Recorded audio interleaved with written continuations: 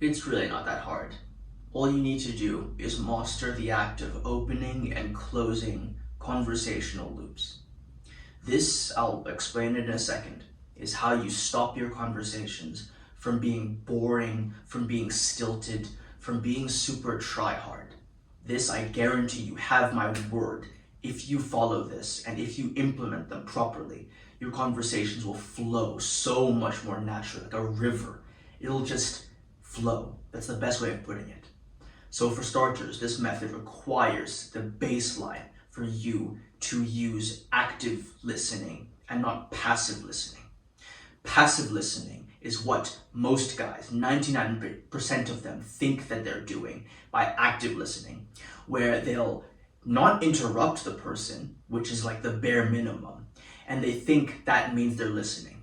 But really, if you've had a conversation with these guys, their eyes are like so erratic, they're so glazed over that you can tell they're not actually paying attention to the words the person is saying. They're just listening to speak next. They just want to speak. The other person's words are going in one ear, out the other.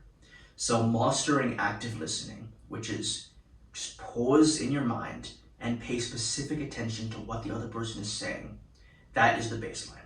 Once you master that, which will take a while, but it's a beautiful skill to have, you want to recognize jumping off points in the other person's conversation. So instead of me explaining this, I just wrote down some sentences from my day-to-day life that I'll give to you, and I'll try to highlight specific points where you could jump off at. I used to go to an all-girls school, and the bullying there was really bad.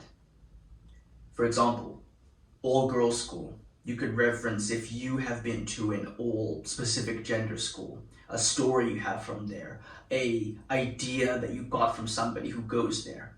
Another one, bullying. Any story you have about witnessing, being a victim of, being a attacker of bullying, that's something you can reference, you can mention about yourself. Another one, I swear I always try to study for these exams and barely end up passing. There, you could reference trying to study, break it off, something about how you try to study, the ways you try to study, maybe the ways that you fail to study. Barely end up passing, you could reference a time where you failed an exam, or is that a word? Exam, whatever. You barely passed an exam. The feeling that you had when you had just barely passed it. Another one, I noticed the youth drinking culture in England is a lot different than in South Africa. Right there, anything related to England and your life, or anything related to South Africa and your life. You see these, I just took these random ideas from my head, but the way that you can jump off and make it seem so natural, because it's not like you're stopping the conversation to change it to something completely unrelated. You're building off of what the other person has already said about themselves. Now, of course, like with most social skills, to get that skill, it takes time to master these things. You're not gonna master it after watching one YouTube video. Any skill, you wouldn't watch a basketball YouTube video and immediately believe, okay, well, now I can shoot 3-pointers, no problem. Of course not. The same with social skills. So don't think if you don't master this immediately, there's a problem with you. Of course not. So once you've done this, you jump off, you now start talking about an experience you had. Now, when you're finished, either two things will happen. One, the other person will ask you a question about the story or event that you were speaking about. If this happens, congratulations, you have met a person that is very kind and is not only able to remove their opinions from themselves, but add genuine curiosity to the conversation. So, good job. But from my experience, from the experience you probably have, most people don't ask enough questions about us. They just want to speak about themselves, which is fine. Don't immediately say, oh, they're a bad person. It just kind of is the way it is.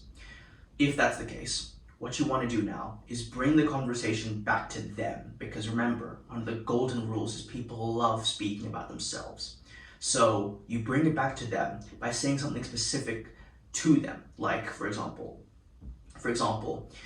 you were saying, and then what they were saying, or you mentioned that, what they mentioned, and then you just reference whatever it is they were speaking about before.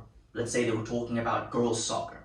Then you say something like, you mentioned that you played for the girls soccer team last week. How was that? You see how now you're bringing the conversation back to them, allowing them to yap and yap and yap about whatever it is they want to. This is where the conversational loop ends, and you bring it back to them.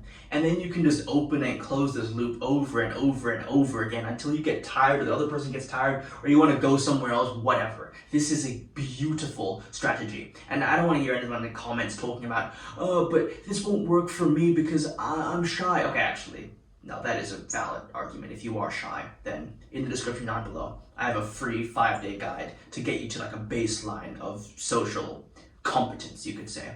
And if you want even more, I have the full Introvert's Guide for building up your social circle, the second link in the description down below. So check them out.